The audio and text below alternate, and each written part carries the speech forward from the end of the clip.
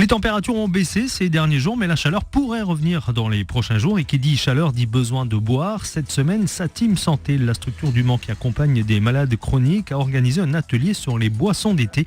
Claire Marionneau, diététicienne, nous a expliqué l'objectif recherché. Ce que nous voulions proposer aux patients, c'est de découvrir des boissons fraîches, mais faites maison. Parce que souvent l'été, on délaisse un petit peu le thé, le café pour s'orienter vers des boissons fraîches. Et souvent, malheureusement, ce sont des boissons plutôt sucrées, parfois aussi alcoolisées. Donc ce que nous voulions proposer, ce sont des comparatifs aussi avec ces produits que nous pouvons trouver en grande surface. Il faut faire attention à la quantité de sucre. Nous allons pouvoir préparer un iced tea maison, pas trop sucré, puisqu'en règle générale, dans un iced tea, il y a à peu près 7 grammes de sucre pour 100 grammes. Et là, nous allons en faire pour 1 gramme de sucre. Claire Marionneau, diététicienne, nous a dit donc quelle boisson privilégier lorsqu'il fait chaud. Nous, ce que nous recommandons beaucoup, ce sont les boissons à base de citron, très peu caloriques, avec une boisson gazeuse. On peut mettre donc les deux ensemble et ça permet d'avoir un petit cocktail assez sympa, fraîcheur, sans calories en fait. Tous les sirops sont sucrés. Il y a énormément de sucre pour la conservation. Au niveau des eaux, qu'est-ce qu'il faut privilégier ? Le mieux, c'est de varier, de faire en fonction des goûts de chacun. C'est très important de varier les eaux puisqu'elles ont chacune leur propre composition. Les eaux gazeuses ont l'avantage d'être plutôt pétillantes en bouche et ça plaît beaucoup l'été. Le vin,